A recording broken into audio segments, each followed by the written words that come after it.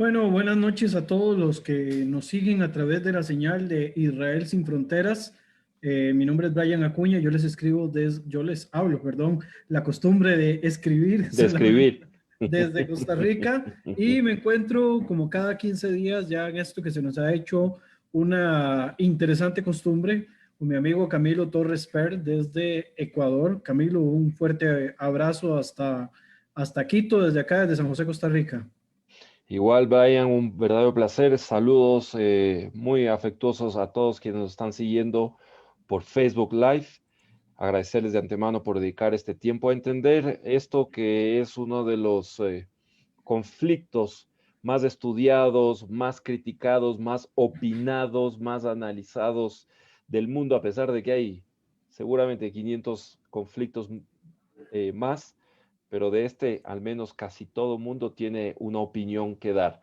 Y lo que nosotros queremos hacer a través de esto que es el espacio Conexión 972 es aportar con análisis basados principalmente en hechos históricos, en documentación, tratando, y ese ha sido nuestro propósito permanente, evitar lo que nosotros decimos la narrativa, la retórica, ¿no? Aportar con análisis en la medida de lo posible frío sobre los hechos.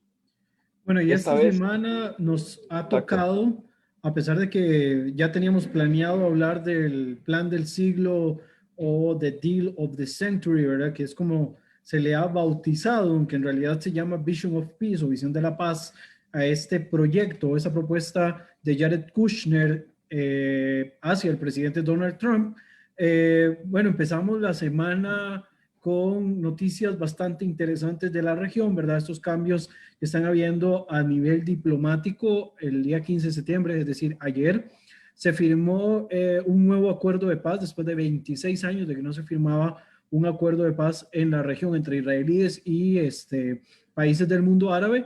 Israel firma la paz con Emiratos Árabes, ¿verdad? Lo que habíamos conocido algunas semanas atrás como el acuerdo de Abraham, que incluía solamente Emiratos Árabes. El viernes pasado recibimos la sorpresa de que también el reino de Bahrein toma la decisión también de sumarse a este acuerdo llamado Acuerdo de Abraham.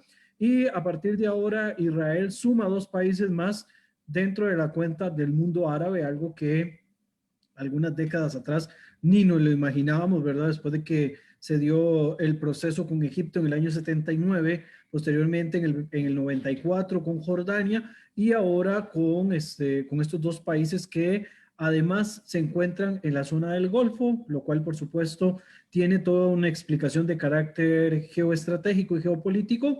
Y por el otro lado también, a diferencia del acuerdo que se firma con Egipto, y de alguna manera, viéndolo en su contexto más amplio, el acuerdo firmado con Jordania, en este caso pasamos de una modalidad de acuerdo de tierras a cambio de paz por un acuerdo de paz a cambio de paz, que creo que es la gran diferencia de lo que marca este nuevo, pues, esta nueva realidad que se está viviendo en Oriente Próximo y que de alguna manera le entra por otro lado a la visión que originalmente tenía o que tiene tanto Jared Kushner, el yerno de Donald Trump, con el presidente Trump relacionado con el Deal of the Century. Camilo.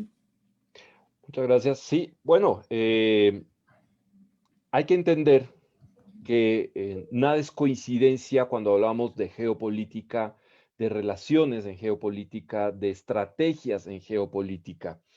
Y analizar hoy por hoy el Vision of Peace de Donald Trump es inevitable que está ligado íntimamente a lo que estamos viviendo esta semana, que lo vivimos ayer, 15 de septiembre al mediodía, en Washington, D.C., en la Casa Blanca, lo que mencionaba Brian, la firma del acuerdo de Abraham entre Israel y Emiratos Árabes Unidos y la declaración de paz entre Israel y el Reino de Bahrein. ¿Por qué no se firma el acuerdo definitivo con Bahrein? Bien lo explicó Brian.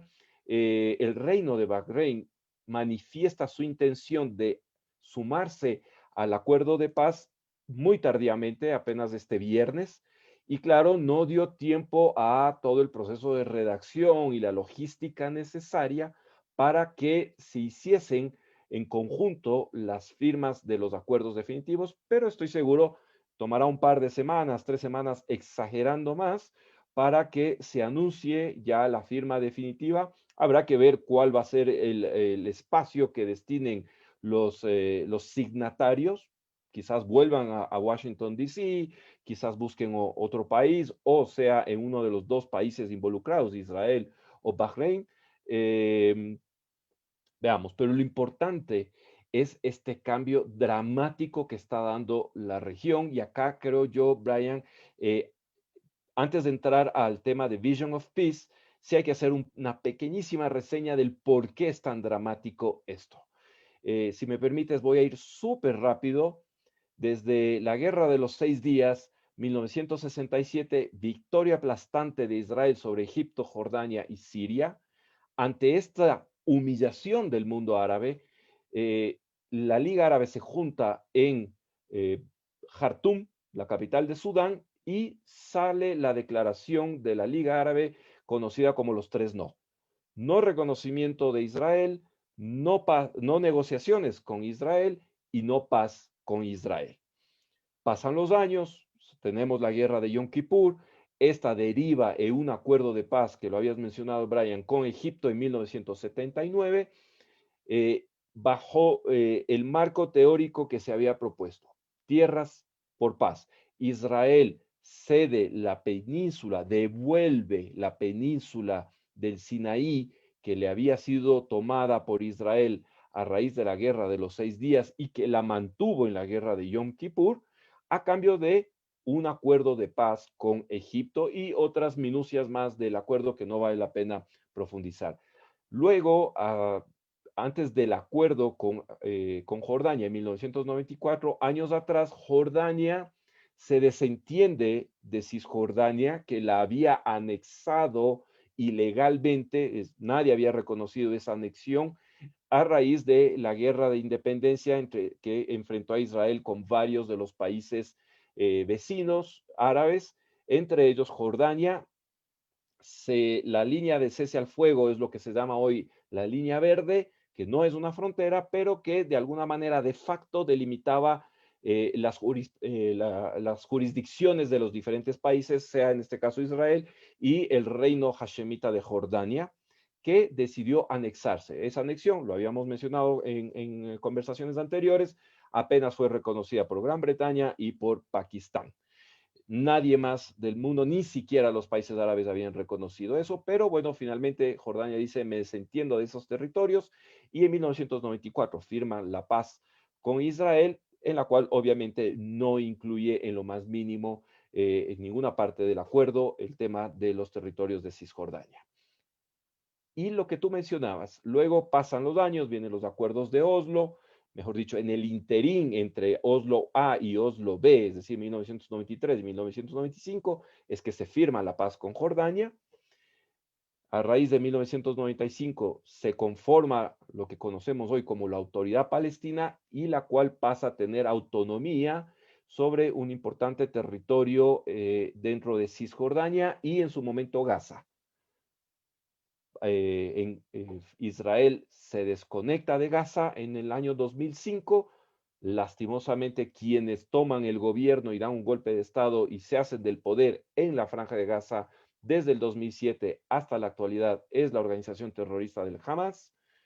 Y también se ve esta división al interno de la dirigencia palestina. Tenemos los palestinos del Hamas en la Franja de Gaza y los palestinos bajo la autoridad palestina en los territorios de Judea y Samaria, Cisjordania, la Franja Occidental, el margen occidental, como lo quieran llamar.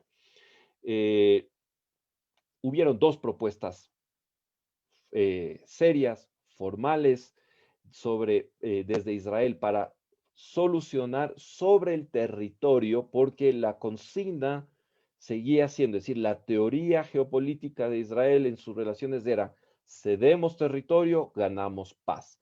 Bajo ese mismo marco, surge la propuesta de Ehud Barak en el año 2000 en Camp David, donde le dice en ese tiempo, el presidente de la autoridad palestina, Yasser Arafat, le dice, mira, yo te doy prácticamente el 97% de Cisjordania, me quedo apenas con un 3%, donde ya tengo asentamientos, bloques de asentamientos, viviendo ya 300,000 personas, va a ser imposible que yo saque a esa gente de ahí. Te entrego Gaza, es decir, prácticamente tienes el 100% de lo que quieres, hacemos un swap land, es decir, un intercambio de tierras, te compenso. Dijeron que no. 2007, bajo la misma fórmula Tierra por Paz, Ehud Olmert, primer ministro en ese momento de Israel, mejora incluso las condiciones, le da otras alternativas, en vez de swap land, le dice, mira, si no quieres otras tierras, lo que puedo hacer es comprarte lo que me estoy quedando o me lo arriendas a perpetuidad y además te construyo una superautopista que te conecte Gaza con Cisjordania. Nuevamente negaron. Esto para ir rápido haciendo un resumen.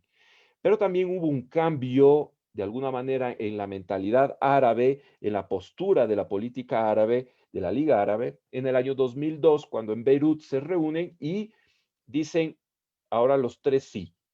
Sí vamos a reconocer a Israel, sí vamos a negociar con Israel, sí es posible llegar a un acuerdo de paz con Israel, pero la gran condicionante que pone la Liga Árabe a la cabeza, Arabia Saudita en su momento, es hay que solucionar primero la situación de los árabes palestinos, es decir, llegar a una fórmula definitiva, a un acuerdo definitivo de paz con los árabes palestinos, y una vez que logramos eso, los demás países árabes nos iremos sumando a acuerdos de paz y a la normalización de relaciones entre Israel y el mundo árabe. Ese es el marco general en el que surge lo que tú bien has denominado Vision of Peace, la visión de la paz, el plan de la administración Trump, ¿no?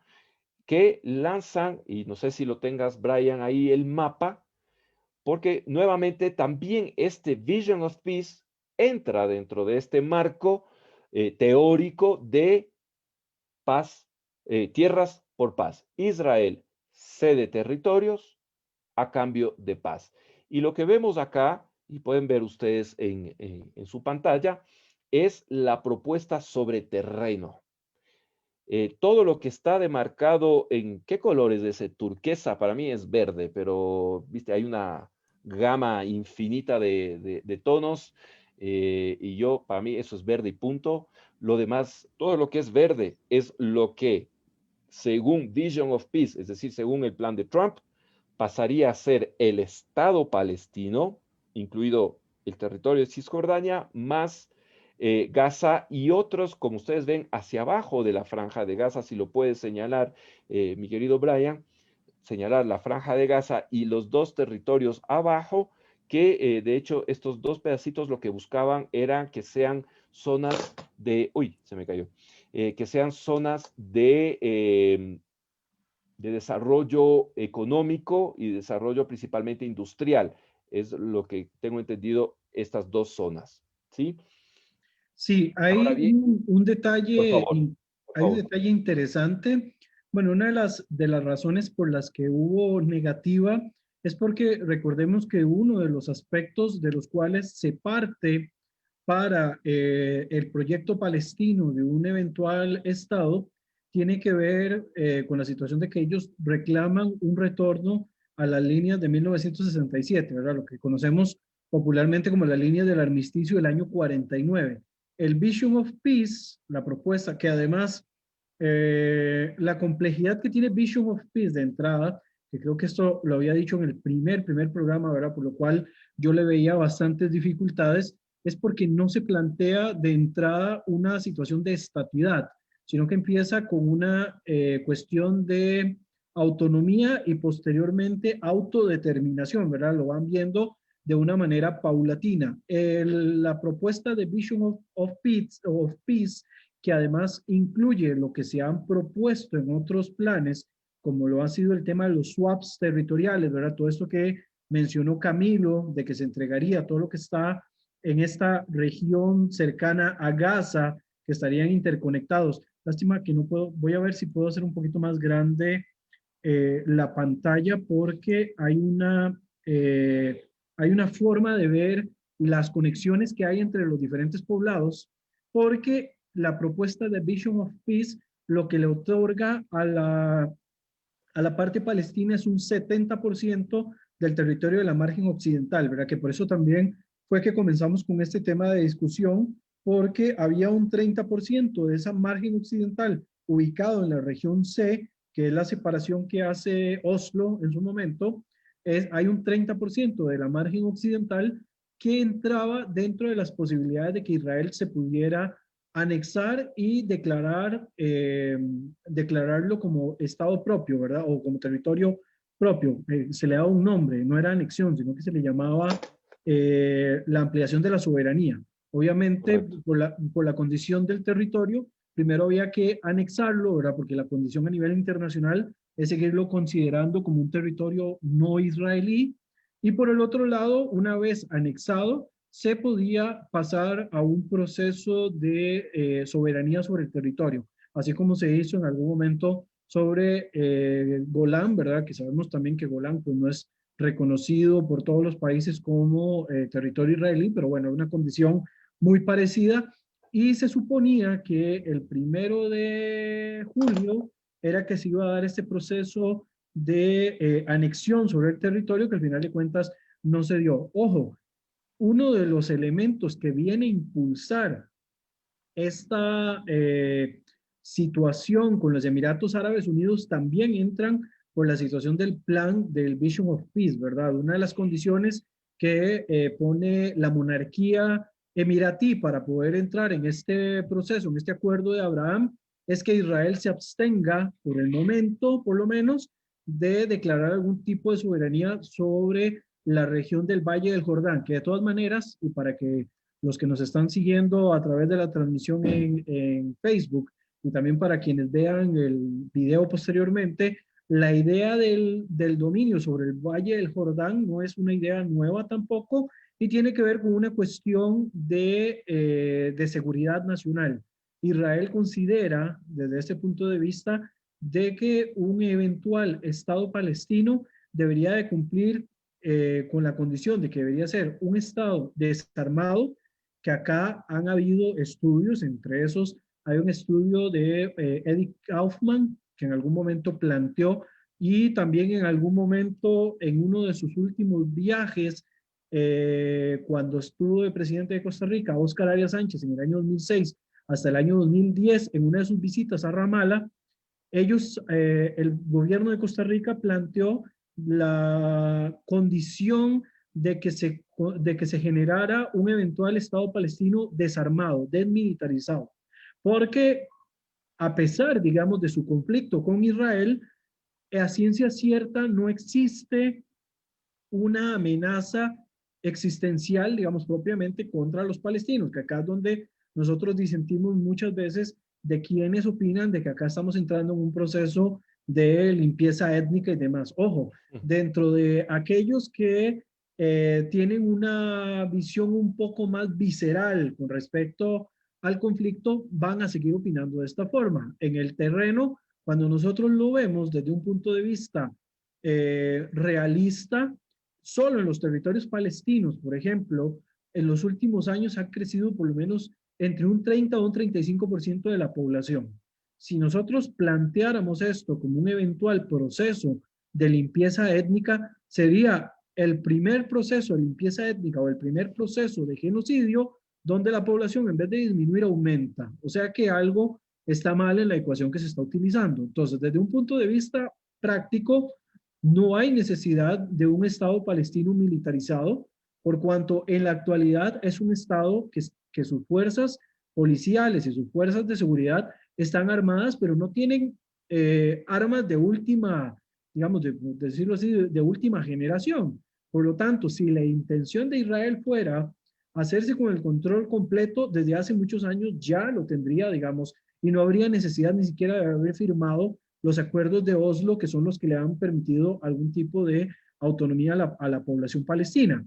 Entonces, la propuesta tanto de Eddie Kaufman, también escuché de algunos especialistas de una universidad que está en los territorios palestinos, además de otros analistas israelíes, y la propuesta que hace también el expresidente Oscar Arias, es que exista o se geste un Estado palestino desarmado, donde su condición de país desmilitarizado, así como Costa Rica no tiene ejército desde el año 48, 49 más o menos, lleve, digamos, a que esto impulse a otros países a querer invertir en el desarrollo humano de la población palestina. Entonces, esa es una de las propuestas que se realizan y por eso es también que Vision of Peace plantea, digamos, la entrega de territorios bajo autonomía, inicialmente bajo autonomía y posteriormente con la intención de generar, gestar algún tipo de soberanía, ¿verdad? Que primero va la autonomía y posteriormente va la soberanía, porque se necesita también de que hayan instituciones fuertes. No puede haber un proceso de soberanía si el institucionalismo palestino está débil. En su momento, cuando planteábamos semanas atrás la situación del plan de partición, nos topamos en un plan de partición de la Palestina histórica, una comunidad judía fuerte, con instituciones muy fuertes, décadas atrás, bien establecidas en el proceso en el que se independizan, no los agarra desapercibidos y no así, digamos, la comunidad o la población árabe palestina se ve, digamos, sumergida dentro de un conflicto heredado por otros países árabes que son los que los empujan. Entonces, desde esa perspectiva, la idea del proyecto Trump es darles un proceso de autonomía, además de una compensación económica que en su momento se planteaba de 500 millones de dólares, ¿verdad? Dinero que iba a salir también de los No, países no, más ricos del 50.000 millones de dólares, 50 mi mil querido millones de Brian. dólares que iban a 50 salir mil millones de dólares a invertirse durante 10 años en durante 10 infraestructura años palestina. para poder ir gestando, digamos, todas las condiciones para que los palestinos posteriormente tuvieran un proceso de soberanía. Ojo, si vemos el mapa, si vemos el swap, si vemos las conexiones y demás que se quieren plantear, sin ninguna duda hay que hacer honor a la verdad de que los palestinos tienen menos territorio del que se establecía en 1948, pero de nuevo, y lo planteábamos semanas atrás y lo vamos a seguir planteando. Recordemos que después de la guerra de 1948-1949, técnicamente la propuesta, que además no era vinculante, como bien lo sabemos, pero que fue gestando toda la situación actual, técnicamente el plan de partición del 47 al 48 desaparece por completo y de no haber sido por el fracaso de los países árabes, la ecuación habría sido completamente al revés, ¿verdad? Y todos los territorios que conquistaron tanto los egipcios como los jordanos y todos los que se metieron en el conflicto, es probable que no hayan gestado un nuevo Estado árabe, sino que hayan ampliado la soberanía de los estados, de los movimientos nacionalistas árabes del momento. Y otro aspecto, que ya le voy a dar la palabra a Camilo, porque ya he hablado un montón en este tracto, relacionado con el Vision of Peace, tiene que ver la situación de Jerusalén, que también obviamente causa algún tipo de choque y es porque el reclamo de los palestinos y de los grupos políticos que apoyan la causa palestina es que eventualmente se establezca la capital palestina en la ciudad vieja de Jerusalén. La propuesta de Vision of Peace les dice a los palestinos, les vamos a dar parte en Jerusalén Oriental, pero no en los barrios o en los cuadrantes que ustedes quieren, sino en el poblado de Abudis, que queda al oriente del oriente, y a partir de ahí esa se convertiría en la capital administrativa y eventualmente en la capital oficial de un eventual Estado palestino, que todavía se sigue hablando de eventual, porque a pesar de Vision of Peace, no queda, digamos, claro cómo sería este proceso de pasar de autonomía a un proceso de autodeterminación completa y los últimos cambios que hemos tenido en la diplomacia del Golfo y la situación de los alrededores eh, le dan todavía un giro todavía mucho más drástico a lo que pueda pasar, no solo con este proyecto, sino con cualquier otro proyecto futuro de la situación palestina que se ve cada vez más o menos, se ve menos apoyada por los países árabes que tienen otros temas en agenda por encima de este. Yo quisiera en esta parte, Brian, empezar a abordar Vision of Peace, cómo se empieza a gestar, ¿no? Porque esto obviamente no es un plan que sale de la noche a la mañana.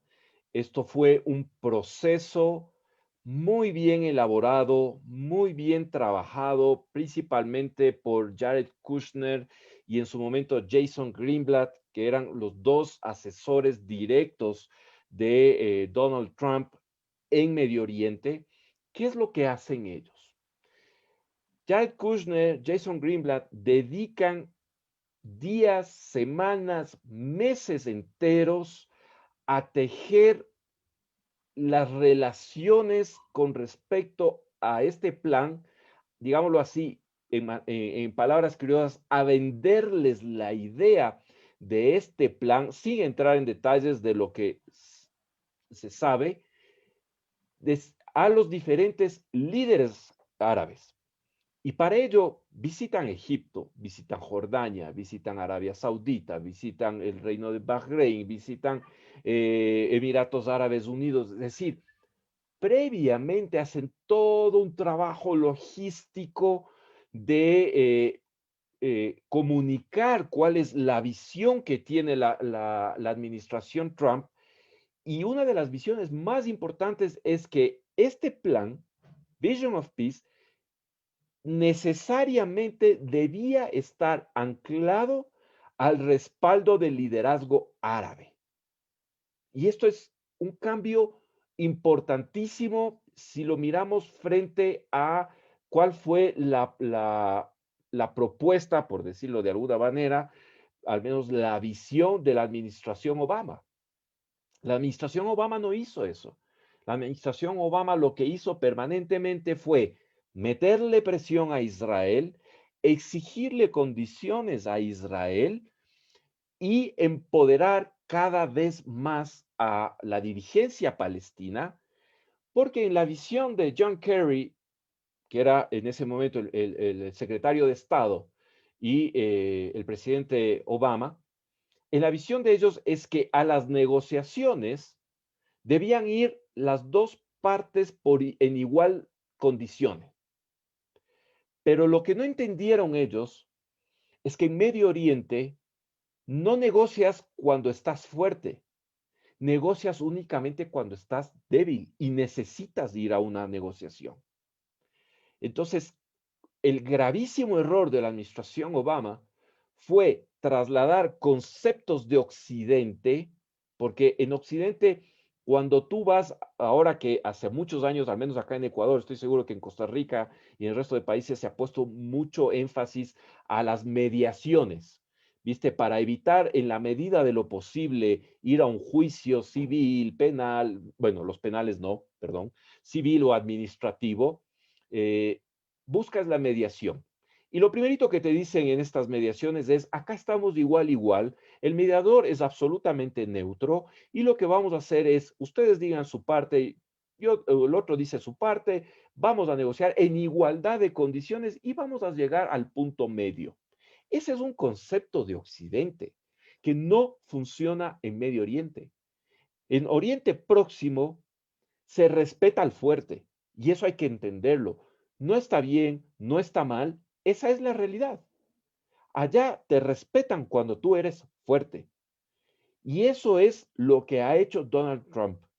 Mostrarse fuerte, mostrarse como un mediador fuerte, capaz de alguna manera, yo sé que suena mal en Occidente, pero en Oriente esa es la realidad de imponer unas condiciones que sean viables para la paz.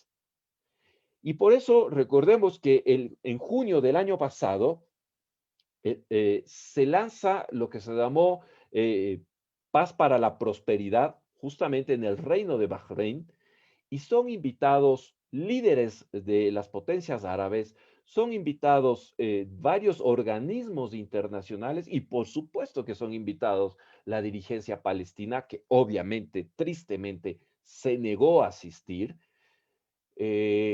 Y lo que se presentó en ese momento fue el plan económico. Y es lo que decían es, para poder sustentar el crecimiento, la estatización del pueblo palestino, hay que invertir fuertemente en generar una infraestructura, porque todo Estado necesita carreteras, necesita hospitales, escuelas, etcétera, para fortalecerse. que era también parte de lo que en Oslo se había hablado. ¿Por qué en Oslo se dividieron, en los tratados de los acuerdos de Oslo se dividieron en zonas A, zonas B y zonas C? Porque poco a poco se iban a transferir las responsabilidades, porque era una dirigencia palestina, lo que hemos hablado, de gente encargada y entrenada y preparada para atentados terroristas, no para administrar un gobierno. Entonces, Jared Kushner, quien lideró este encuentro en Bahrein, lanza el plan, es muy bien recibido entre los árabes, entre los dirigentes árabes que asistieron, entre los organismos internacionales que asistieron, y claro, una vez más rechazado, traición y todas las palabras que sabemos que normalmente sale de la dirigencia palestina. Mientras tanto, y esto lo sabemos por este querido amigo y corresponsal que es periodista y muy importante, Enrique Zimmerman, que ha estado involucrado, un periodista israelí involucrado desde hace muchísimos años. Claro, él todavía no puede develar todos los detalles porque es lo que nos decía en unas conferencias que nos dio.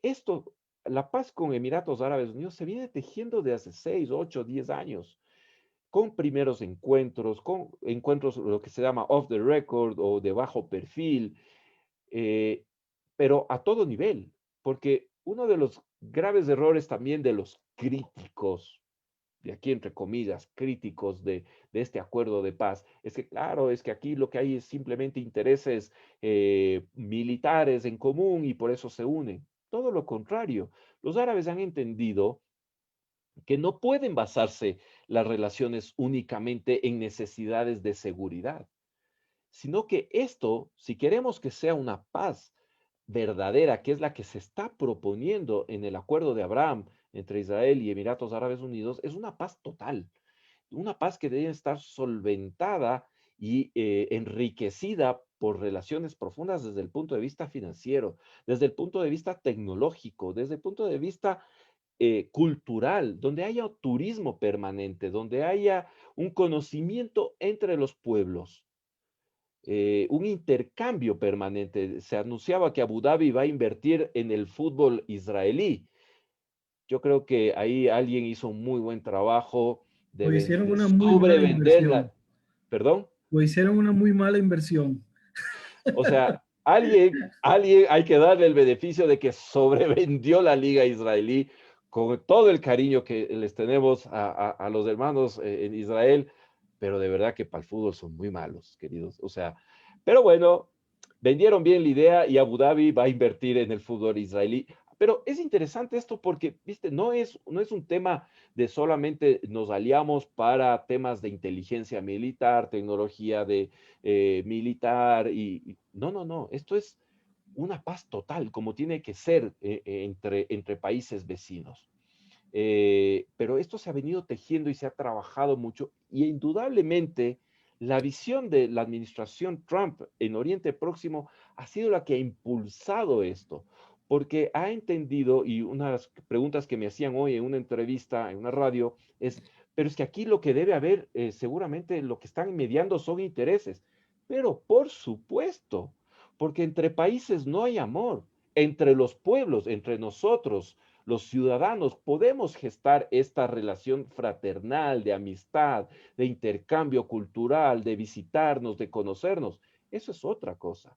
Pero entre estados lo que hay es intereses. ¿Y por qué los árabes están viendo desde hace 10 años a Israel? Porque Israel es poderoso en tecnología, es poderoso en ciencia, es poderoso en agricultura, es poderoso, número uno absoluto en todo lo que tenga que ver tecnología del agua. Es decir, obviamente estos países tienen un alto interés de nutrirse de todo ese conocimiento, de toda esa tecnología, porque la necesitan.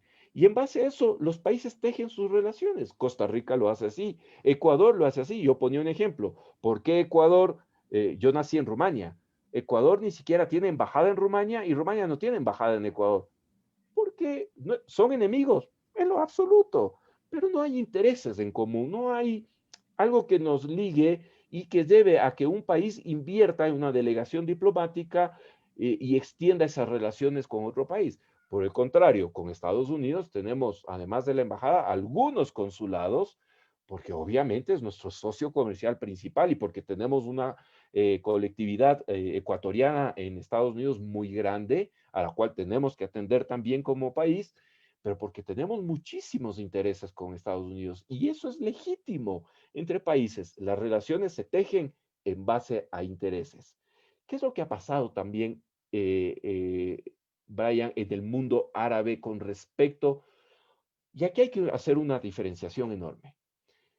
En el mundo árabe, la gente se ha cansado, los dirigentes árabes se han cansado de la dirigencia palestina, no del pueblo palestino. Se han hartado de la corrupción, se han hartado de la prepotencia y de la mediocridad de la dirigencia árabe palestina, porque lo que yo digo, finalmente, más allá de los discursos, más allá de lo que puedas decir o no en medios de comunicación como presidente de un país o de una organización, lo que hablan por ti son los números. ¿Y qué ha hecho en 25 años de autonomía que tienen en los territorios? ¿Qué ha hecho el Hamas y qué ha hecho la autoridad palestina por el bienestar de su gente? Casi nada, muy poco. Se han enriquecido de manera brutal y esto es una de las cosas que la gente tiene que entender. Les invito que busquen en redes sociales, en canales alternativos y vean en plena Gaza, esa Gaza que algunos medios de comunicación tratan de convencernos de que es la cárcel más grande del mundo, el campo de concentración moderno más grande del mundo, vayan y vean los lujos en los que vive alguna gente. Lo que yo siempre les digo, tristemente, la realidad de Gaza no difiere demasiado de la realidad latinoamericana, donde un grupo pequeño, la élite, vive en los lujos y en los excesos y la inmensa mayoría carece hasta de los servicios básicos. Y esa es la realidad no solamente en Gaza, sino también en la autoridad palestina, en los territorios que están bajo la autoridad palestina. Quien ha estado en Israel sabe y ha visto de primera mano que lo último que vas a ver son autos de lujo. En mi país, en Ecuador, vemos muchísimos más Mercedes-Benz, muchísimos, ahora ya tenemos Ferraris, ya tenemos Maseratis, tenemos Audis, es decir, autos de altísima gama que en Israel casi no los ves. Y sí los ves en los territorios con placas palestinas. Entonces, nuevamente, ¿qué ha hecho la autoridad palestina por el bienestar de su gente?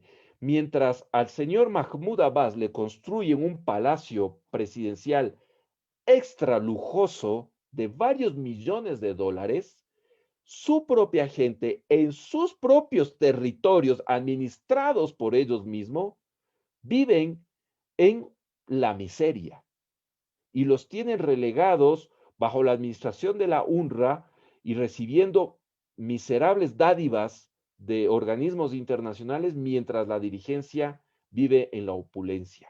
Y de eso es lo que se ha cansado el liderazgo árabe, de transferir cientos y cientos de millones de dólares, porque lo ha hecho Arabia Saudita, lo ha hecho Emiratos Árabes Unidos, lo ha hecho Qatar, han transferido millones de dólares permanentemente y la condición del pueblo palestino no ha cambiado en lo más mínimo. Y como digo yo, la famosa frase, puedes mentirle a muchas personas por mucho tiempo, pero en algún momento se acaba. Y eso es lo que ha sucedido con la dirigencia árabe, el liderazgo árabe, que además lo que nos hacía ver Enrique Zimmerman, hoy tenemos un liderazgo árabe en los países súper joven. Tenemos a un príncipe heredero que de facto está realmente administrando Arabia Saudita, a un Mohammed bin Salman, que tiene apenas 34 años, frente a su padre Salman, que ya tiene 84 años, que está muy enfermo, pero que pertenece, digamos así, a la vieja guardia y que por eso Arabia Saudita de alguna manera ha dicho, no nos vamos a sumar a temas de acuerdos hasta que no se solucione el tema de los palestinos. Bueno, y también en cuanto a Arabia Saudita, tiene que entenderse ¿cuál es la posición de Arabia Saudita? Hay dos condiciones muy importantes. Primero, son los promotores de la Exactamente. solución árabe, que esta es la que por supuesto ellos tienen que apoyar a capa y Defender. espada, ¿verdad? Nadie dice que su producto es feo ni malo. Entonces, obviamente por ese lado tienen que mantener un respaldo. El segundo punto importante para Arabia Saudita es que acordémonos que ellos son los garantes de los lugares más sagrados del Islam. Por lo Sí, tanto, no quieren, digamos, involucrarse todavía abiertamente en una relación a largo plazo con Israel, teniendo cabos tan importantes sueltos, que son uno de los factores por los cuales también la autoridad del Golfo está cambiando y la autoridad árabe está cambiando en cuanto a su percepción, y son las amenazas que están en el Golfo y la amenaza que están logrando ver en la región mediterránea, ¿verdad? En el caso del Golfo, la República Islámica de Irán, que sigue siendo una amenaza sí o sí para las condiciones y los proyectos que tienen los países árabes dentro de la región, y Turquía, que se ha manifestado muy fuertemente, y de hecho hoy salió un acuerdo que han firmado con Rusia para técnicamente repartirse los dividendos de la situación en Libia. Turquía es una amenaza en la región mediterránea y por eso hemos visto al gobierno de los Emiratos Árabes firmar un acuerdo también y tener acuerdos de carácter militar con Grecia, ahora que es uno de los enemigos de Turquía en la región mediterránea. Y como bien menciona Camilo, un aspecto muy, muy importante que quizás no habría permitido hace 20 o 30 años atrás que se diera este proceso, es el recambio que está viviendo ahora el liderazgo del mundo árabe, un mundo árabe que está buscando alternativas desde el punto de vista económico, nuevos tipos de inversiones, nuevos tipos de proyección. Y dentro del liderazgo menciona al MVP, ¿verdad? Que es Mohammed bin Salman, ¿verdad? Pero sin ninguna duda también tenemos otro gran personaje que en estos momentos ha ganado una fuerza muy, muy importante en Tremendo. los países del Golfo, como lo es Mohammed bin Zayed Mohammed Al bin Zayed. Nahyan, ¿verdad? Que es el ministro de Exteriores de Emiratos Árabes y que es el príncipe heredero también del reino de los Emiratos Árabes. Entonces, de alguna manera estamos viendo este recambio. Igual parece que dentro de estos cambios en la política exterior del Golfo se van a sumar otros países, además del reino de Bahrein. Por ahí se habla de Omán, que además es un país que regularmente destaca por ser neutral en cuanto a sus posiciones y es un país de renta media, además, pero parece que el sultanato de Omán eventualmente también quiere unirse a un proceso de pacificación con Israel y otros países del Golfo. El propio Arabia Saudita dio un guiño muy, muy importante al abrir su espacio aéreo para que los vuelos emiratíes puedan cruzar desde Israel hasta los Emiratos y viceversa. Por lo tanto, estamos viendo una transformación que de nuevo, y siempre soy como el ave de malos augurios, ¿verdad? Que siempre se aparece por acá. Nosotros podemos estar muy eufóricos, pero Camilo dio una clave importante para entender hasta cuándo va a durar este matrimonio, porque en las relaciones entre estados, en este binomio cooperación-conflicto, siempre hay o puede llegar a haber en algún momento que se termine, digamos, la situación actual, y este matrimonio puede durar siempre y cuando Israel siga siendo un estado fuerte.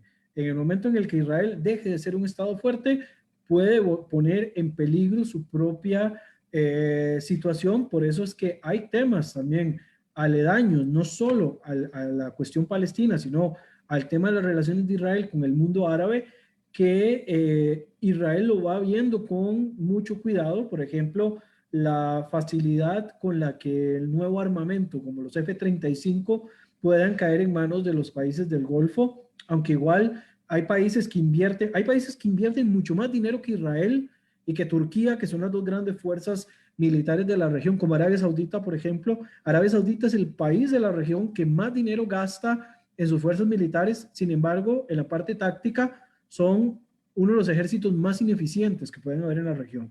Entonces, mientras Israel mantenga una ventaja en las cuestiones en las que tiene que ser ventaja, incluyendo la ventaja militar, Israel puede seguir haciendo acuerdos con todos los países que están dentro de la zona. Vamos a hablar de otras regiones porque estamos hablando de la particularidad de esta región. Y un aspecto importante que lo señalaba al inicio de nuestra charla de hoy es que estos acuerdos que Israel ha firmado, aún digamos, y podríamos pensar el fracaso relativo de que no se haya impulsado The Deal of the Century, que en realidad no creo, sino que ha buscado una puerta alternativa para poder irlo gestando, el éxito de este acuerdo de Abraham con el mundo árabe del Golfo está en el hecho de que ya el tema palestino no es una excusa para que se puedan normalizar las relaciones de Israel con el mundo árabe. Se ha comprendido ahora de que se puede primero llegar a un acuerdo de normalización con Israel, poner ciertas condiciones que no cambien demasiado la situación interna de los palestinos, pero que el tema palestino deje de mantener capturada la agenda del mundo árabe. Y lo vimos en la protesta que hizo en su momento la Liga Árabe por el proceso de firma de este acuerdo de Israel con los Emiratos Árabes.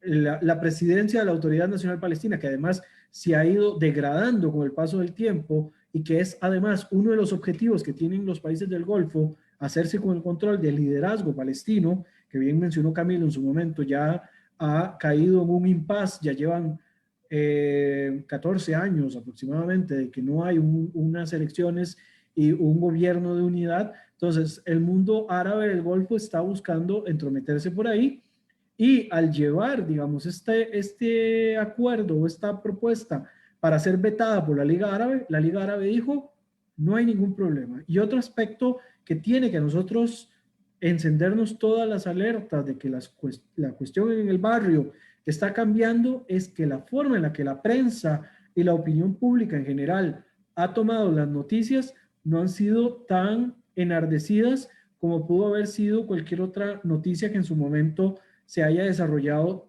años atrás. Y es porque las generaciones actuales del mundo árabe, y ya no hablamos solo del liderazgo, sino generaciones de personas, ya están cambiando el paradigma de la forma en la que veían a los judíos. La propia televisión árabe han desarrollado en los últimos años programas de televisión que hablan, digamos, de esa convivencia del mundo judío y el mundo árabe. Y creo que fue a Camilo a quien se lo escuché en estos días o que se lo leí en estos días decir que este enfrentamiento entre árabes y judíos era un enfrentamiento antinatural, porque al final de cuentas, de alguna manera, ambos, ¿verdad? Y por eso se llama Acuerdo de Abraham, ambos parten de una misma raíz y es el patriarca Abraham, por lo tanto, el hecho de que existan este tipo de enfrentamientos es antinatural para las relaciones de la zona, deberían de ser más bien dos pueblos que deberían de fortalecerse entre ellos para evitar más bien que otros grupos que puedan ser una amenaza real para la región tomen la fuerza que han estado tomando en los últimos años. Y ojo, que cuando yo hablo de Turquía o hablo de Irán, siempre enfatizo y creo que queda en todos los programas que hemos hecho, que yo enfatizo en los gobiernos que tienen en su momento, por En los cuanto gobiernos, las absolutamente. poblaciones no quieren, digamos, vivir, o gran parte de las poblaciones no quieren vivir bajo el yugo opresor de estos regímenes que al final de cuentas están llevando por un camino turbio a las poblaciones iraníes y turcas que en su mayoría son laicos, tanto en Turquía como en Irán las poblaciones son mayoritariamente laicas y se ven atrapados bajo un régimen militarista de corte religioso ultraconservador. Así es. Indiscutiblemente y sin ser, sin caer en el trumpismo, es decir, en ser fanático de Trump, pero hay que reconocerle que ha sabido leer y entender adecuadamente la dinámica de Oriente Próximo. La propuesta que él ha hecho a través de sus asesores ha caído en tierra fértil. Hay que darle ese beneficio. Nos agrade o no nos agrade sus formas, sus dichos, sus maneras, en Oriente Próximo ha sabido hacer la tarea y la ha hecho muy bien. Y aquí está el resultado justamente de tener dos acuerdos de paz en seguidilla. Han anunciado que se vienen más, es decir, hay otros países que están interesados en ello. Y es que esa era lo natural. ¿Y por qué se da este acuerdo? Nuevamente, porque en Oriente Próximo se respeta al fuerte. Los árabes, los países, las dirigencias árabes se acercan a Israel porque lo respetan, porque lo ven como un país fuerte, fuerte en todos sus aspectos, eh, y sin, y sin que necesariamente tengamos que parecernos. Es decir, Israel es una democracia plena, la única de Medio Oriente, de Oriente Próximo. Emiratos Árabes Unidos no lo es. Pero lo que yo justo hoy en la mañana conversaba en esta entrevista, les decía, a ver, ¿quién dice que la democracia es la fórmula ideal para todo el mundo? Para nosotros, para América Latina, seguramente que sí. Para la gran parte de Occidente, seguramente que sí. Yo defiendo la democracia porque nos representa y es la mejor manera que nosotros, en nuestra idiosincrasia, hemos encontrado para podernos administrar. Que en la práctica no lo estamos haciendo muy bien es otra cosa, pero que el concepto de la democracia es defendible, sin lugar a dudas. Nuestros valores, nuestra idiosincrasia no es la de Oriente Próximo.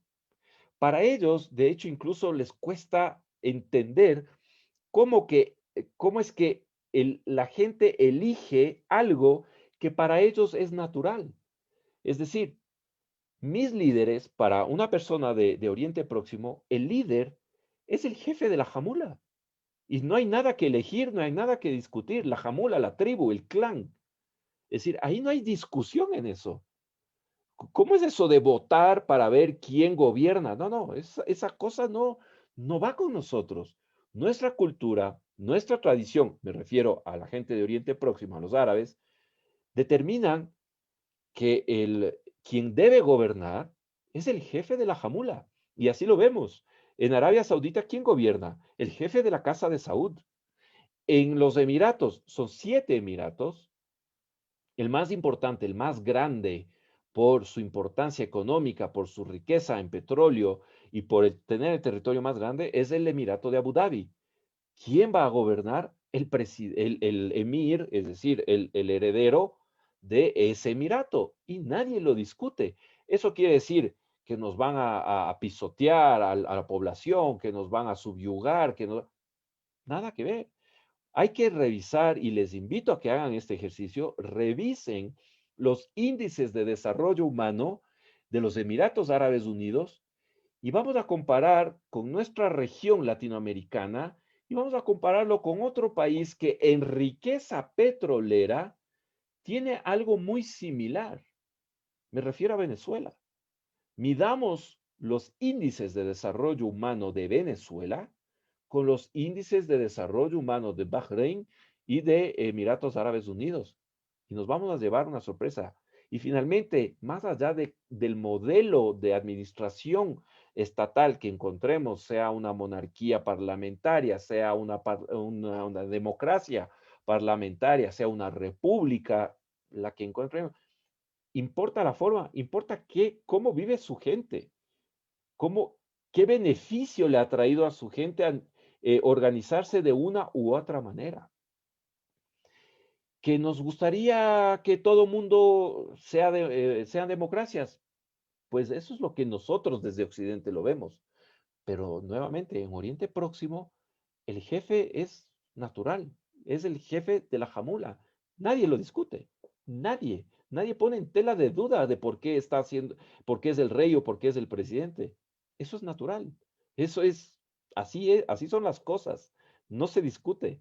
Eh, y les va bastante bien. En la mayoría de los países les va bastante bien, midamos índices de desarrollo y no nos vayamos solamente, es que son ricos en petróleo. Hay varios países que son ricos en petróleo y no les va nada bien, ¿no? En fin, Otra pregunta que me hacían es, ¿cuáles son los próximos países? Acá estamos, quienes, quienes estamos tan ligados a este proceso y tan emocionados con todo este cambio que se está dando en la dinámica geopolítica de Oriente Próximo, estamos haciendo nuestras propias apuestas de cuál es el próximo país. Pero analicémoslo fríamente. Tú no puedes dar a alguien lo que tú no tienes. Es decir, tú no puedes acercarte a ofrecer un acuerdo de paz cuando tú no tienes al interno paz. ¿Por qué Emiratos Árabes Unidos? ¿Por qué Bahrein? Porque son países absolutamente pacificados en su interior, más allá de los conflictos que en cualquier parte del mundo existen, pero son estados sólidos, absolutamente sólidos y de alguna manera pacificados hacia el interno. Vamos a ir analizando, te propongo, Brian, los países que conforman la Liga Árabe. Vamos desde el norte de África. Marruecos. Seguramente yo le apuesto a Marruecos que sería uno de los próximos 3 o 4 países que podría sumarse a esto. Ha hecho un guiño de ojo al abrir su espacio aéreo a vuelos directos de aerolíneas israelíes. Al lado tenemos a Túnez. ¿Túnez está en capacidad de ofrecerle a alguien paz? Lo dudo mucho. Algeria está en capacidad de ofrecerle a alguien paz cuando, acá tenemos, perfecto, Marruecos, Argelia, ¿está en capacidad Argelia de ofrecer paz? Creo que tiene bastantes problemas al interno primero que solucionar. Libia era un país. Hoy es un tumulto de tribus y de organizaciones terroristas que se han tomado ese territorio y de transnacionales petroleras que se pelean por fuera en la posesión de los pozos petroleros. Eso hay que decirlo y es una vergüenza lo que está pasando en Libia. eh, y una vergüenza porque son países que se dicen occidentales y que se dicen de, de plenos derechos disputándose pozos petroleros a costa de la población libia. Egipto ya tiene un acuerdo de paz, paz fría, pero la tiene. Sigamos hacia arriba, con Jordania, Israel ya tiene un tratado, un acuerdo de paz. Líbano es un país en vías de ser inviable, perdón la redundancia. Ah, Siria prácticamente ya no existe, habrá que esperar unos años para ver finalmente cómo termina de configurarse Siria, en qué se va a transformar Siria. Irak, tristemente, los mismos problemas. Y hacia el sur, habíamos hablado ya de Arabia Saudita. Arabia Saudita tiene una postura más tradicional, más ligada, lo ha explicado Brian, ha sido quien ha hecho la propuesta en el año 2002, la propuesta árabe a la solución del problema palestino. Y claro, como dices bien, Brian, nadie dice mi producto es feo. Ellos finalmente tienen que defender su propuesta, sus ideas, pero aquí sí hay que contraponer una cosa, es lo que dice Salman, el rey vigente, a lo que dice Mohammed bin Salman, su hijo heredero de 34 años. Recordemos esas declaraciones a medios internacionales diciendo, los judíos tienen derechos sobre Israel. Casi nos caemos de espaldas cuando escuchamos algo así. Jamás nos hubiéramos imaginado que un príncipe heredero de Arabia Saudita diga algo así abiertamente en medios de comunicación. De hecho, los judíos tienen derecho sobre ese territorio, sobre Israel, tienen derecho a vivir en paz. Abiertamente lo dijo. Sigamos, bueno, tenemos a Qatar, tenemos a Kuwait, Kuwait un enclave también de Arabia Saudita. Veamos Qatar, que aquí Qatar es, a pesar de que nuestro admirado Enrique Zimmerman nos decía, Qatar no es todo lo que se ve en las noticias, pero al menos lo que vende Qatar no es una propuesta pro paz. Generalmente, y lo acaba de hacer hace pocas semanas, acaba de entregar millones de dólares a la organización terrorista del Hamas para que pueda pagar los salarios de sus diferentes empleados y de sus diferentes organizaciones. Es decir, tristemente se lo ve como financista de grupos extremistas. Y Así Qatar que, es además económicamente e ideológicamente cercano a los hermanos musulmanes egipcios, exactamente. junto con el presidente Erdogan, y están patrocinando también guerrillas de corte islámico, y podríamos decir radical, en los sectores de Libia y también algunos eh, de las células que trabajan todavía de Daesh que están metidas en Siria. Por lo tanto, Qatar, si bien también tiene un tipo de relación muy sui generis con Israel, ¿verdad? Recordemos que en algún momento Qatar tuvo oficina de Al Jazeera en Israel. Ya Ujú. posteriormente, pues se les mandó a cerrar por ser un canal de propaganda muy belicista. El lenguaje, y lo digo porque le he dado seguimiento en los últimos años a esta situación de Al Jazeera. Eh, el lenguaje que utiliza Al Jazeera, dependiendo del idioma en el cual se comunique, también da mucho a entender la forma en la que ellos quieren abordar. Durante las primaveras árabes fueron promotores del odio radical, ¿verdad? Por eso está prohibido o prohibida la transmisión de Al Jazeera en la mayoría de los países del mundo árabe. En Egipto, durante los levantamientos, Al Jazeera transmitía por internet, tenía que hacerlo de esa forma. Entonces, la situación de Qatar, que me encantaría que podamos en algún momento hacer un programa solamente sobre la influencia de esta ideología islámico-fascista, podríamos pensar, de los hermanos musulmanes en la época actual, es bastante peculiar. Igual están quienes apuestan de que eventualmente Qatar normalice las relaciones con Israel. Para mí sería un shock Un completo shock. De verdad que ese sería un tipo shock. de relación, por cuanto de verdad que Qatar, desde una perspectiva muy personal, el análisis que he podido ir desarrollando en los últimos años y lo que he visto en cuanto a su financiamiento al radicalismo alrededor del mundo, me pondría a pensar que eso sería como dispararse en el propio pie, porque también financia, como bien dijo Camilo, grupos radicales en el interno, digamos, de los propios territorios palestinos. Un detalle, Camilo, de este mapa que quería resaltar, como para Ujú. ya también ir aterrizando un poco las ideas, porque ya estamos un poquito sobre la hora, es los países que acaban de firmar con Israel, que son los Emiratos Árabes, que están acá debajo de Arabia Saudita, y Qatar, perdón, y Bahrein, que es Bahrein. un pequeño Pequeñita, enclave que 800 está por aquí, kilómetros ¿verdad? Que apenas, sí. no se ve, ¿verdad? No. Está muy cerca, si se dan cuenta, acá al frente, de donde salen las letras de Kuwait, Bahrein y Qatar, esa es la República Islámica de Irán. Si se dan La tiene cuenta, frente a frente. están cara a cara y acá está el estrecho de Hormuz. Por lo tanto, Ajá. desde un punto de vista geopolítico, se entiende cuáles son los intereses de poder también forjar esas relaciones y por qué también se habla de forjar Oman, relaciones con Omán, con el Emirato de Omán, que correcto. además es uno de los territorios junto con Qatar, que también esto siempre me genera muchas dificultades de análisis porque Emocionales. me genera un choque emocional, por supuesto.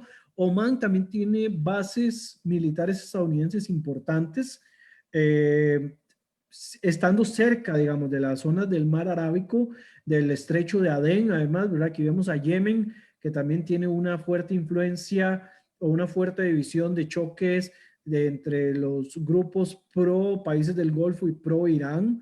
Entonces, desde el punto de vista estratégico, eso es, digamos, una de las razones por las que este proyecto se llega a gestar el 15 de septiembre, porque quieren contrarrestar la influencia que está por acá.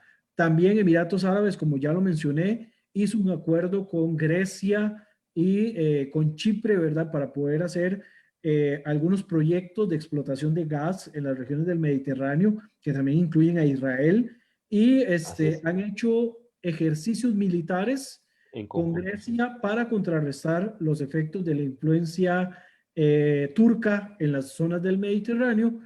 Y un aspecto final, digamos, como para devolvernos al tema inicial, es qué va a pasar a partir de ahora con el tema palestino. Desgraciadamente el tema palestino se había perdido fuerza cuando todavía no se habían firmado estos acuerdos, es muy probable que pierda todavía mucho más fuerza en este momento de manera inmediata. Sin embargo, y acá hay que ser muy enfático, el tema palestino se tiene que solucionar.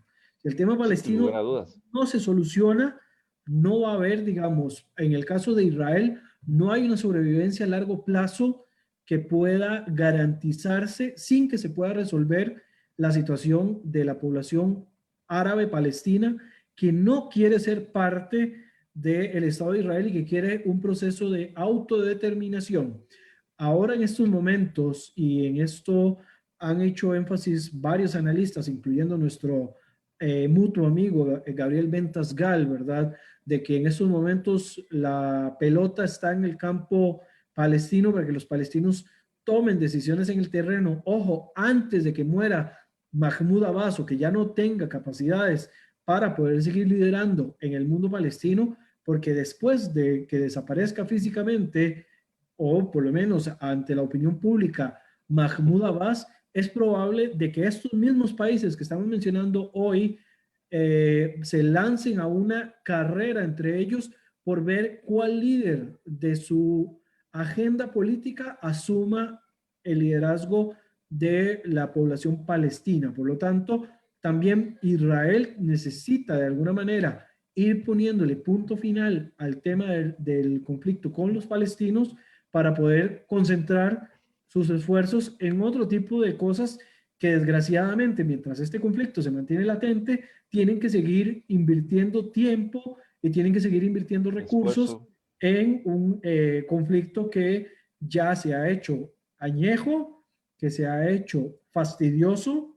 Ojo, rancio. fastidioso, no, no vamos a hablarlo desde el punto de vista humano, porque humano es una tragedia sin ninguna duda, pero desde un Ujú. punto de vista técnico es sumamente fastidioso y es necesario una solución que también le dé algún tipo de beneficio a esta población que no quiere ser parte de Israel, que no tampoco podría ser parte de Israel por el hecho de que sienten una animadversión hacia Israel desde un punto de vista político, desde un punto de vista social y que también deberían eventualmente tener su propio proceso de autonomía o autodeterminación. Camilo.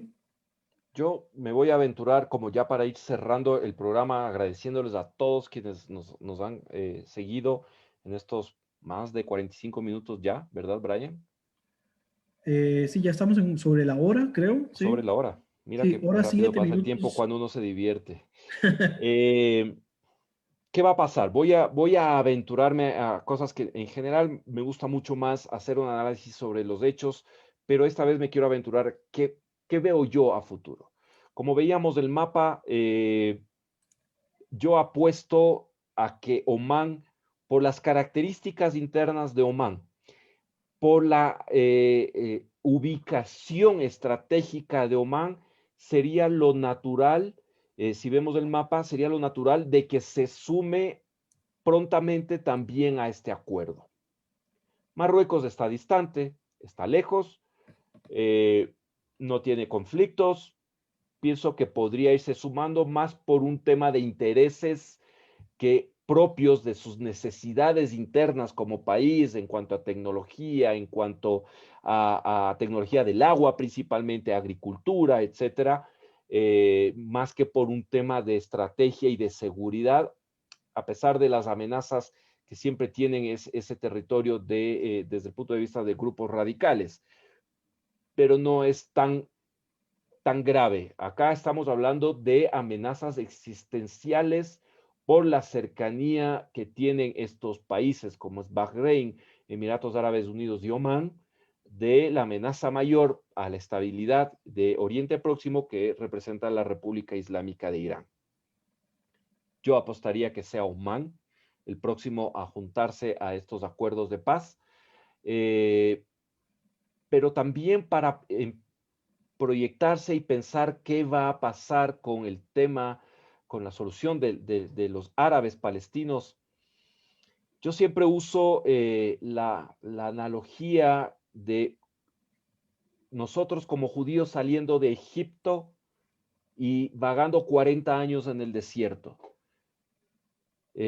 nos hubiese tomado caminando despacio, a ritmo lento, nos hubiese tomado un mes llegar a la tierra prometida. Pero nos demoramos 40 años. Y alguna vez reflexionó conmigo un rabino y me dijo, ¿sabes por qué nos demoramos 40 años en Israel, en el desierto? Porque necesitaba morir toda la generación que fue esclava. Tenía que haber un cambio generacional, porque la gente que fue esclava no era la gente que iba a pelear por la tierra, porque venía de otra mentalidad. Y lo que tiene que pasar en la dirigencia árabe es limpiar esa dirigencia árabe palestina corrupta, enquistada del poder, que se ha beneficiado únicamente a ellos y a sus familias y los han llenado los bolsillos de dinero mientras su gente vive en la miseria, porque de verdad que lo que ha hecho esta gente es explotar la miseria de su gente a beneficio propio y de sus familias cercanas. Y mientras eso no suceda, mientras no surja esta nueva dirigencia a la cual le están apostando incluso Emiratos Árabes Unidos, hay personas a las cuales ellos están apostando como sucesores en la dirigencia de los árabes palestinos. Mientras eso no suceda, va a ser muy difícil. Va a ser muy difícil que Mahmoud Abbas hoy está escondido, nadie lo ve, nadie lo escucha.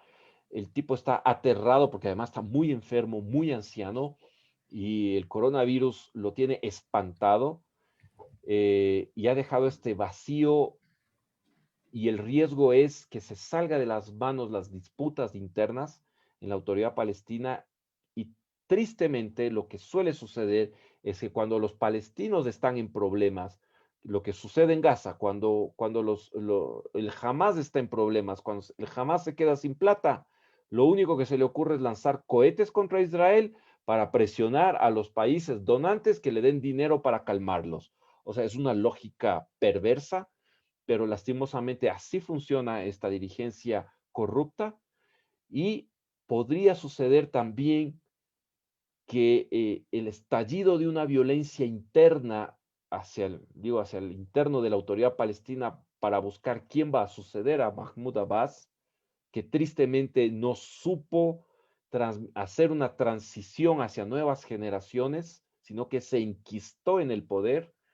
Esa violencia que podría estallar al interno de la autoridad palestina trascienda hacia Israel y eso es el principal temor, sin lugar a dudas, de las agencias de inteligencia y de las agencias de seguridad de Israel. Tenemos que estar expectantes qué va a pasar en los próximos meses, pero yo le apostaría primero, es supremamente interesante y como dice esa frase, qué bendición poder estar vivo para ver estas cosas, esa transformación interna, mejor dicho, esta transformación en la dinámica geopolítica de Oriente Próximo e ir dejando ya detrás toda esa confrontación que tristemente simplemente fue el producto de intereses de otras potencias que exacerbaron estos conflictos que de verdad que no tienen sentido, como los sostuve, son antinaturales eh, y vemos que de a poco se van enterrando. De mi parte, nuevamente, muchísimas gracias por la atención brindada a este programa Conexión 972. Un fraterno abrazo desde acá, desde Ecuador, para ti, Brian, para tu familia. Estamos próximos a entrar al año 5781, así que de todo corazón, querido Brian, Shana Tova Umetuká, que sea un año dulce, que sea un año de realizaciones para ti, para tu familia, que haya salud, que hoy por hoy es lo que más nos apremia y lo que más nos importa, y por supuesto, nunca está de más la Parnasá para poder vivir tranquilos. Abrazos para todos ustedes quienes nos han escuchado y que nos podamos ver pronto en salud y en felicidad. Igualmente, Camilo, de vuelta el abrazo fraterno y el saludo de Shanato Bao Metuká por un 5781 pleno, ¿verdad? Y cargado de buenas noticias y de cosas buenas. También Amén. nuestro deseo para los que nos escuchan, ¿verdad? Que sea el comienzo de un año dulce y bueno. Y también que no se preocupen porque el 2020 no ha sido tan provechoso. Vean que el pueblo judío ya va por el 5.781. Eso quiere decir que del 2020 pasó al pueblo judío de manera Hace intacta, por rato. lo tanto podemos llegar todavía muchísimo más allá. Un fuerte abrazo a todos y en los próximos días les informaremos cuál será nuestro próximo tema. Ya hemos acabado momentáneamente con el tema relacionado con mapas y creo que empezaremos a desarrollar un poco más el tema de los actores que están involucrados, no solo Exactamente. en el conflicto palestino-israelí, sino en toda la dinámica del Medio Oriente y del norte de África y por supuesto las grandes potencias que también tienen su participación tan importante. A todos, de verdad, un fuerte abrazo y como siempre, muchísimas gracias por permitirnos entrar en sus hogares y en sus vidas cada 2 semanas, los miércoles, en esto que hemos denominado Conexión 972. Un fuerte abrazo a todos.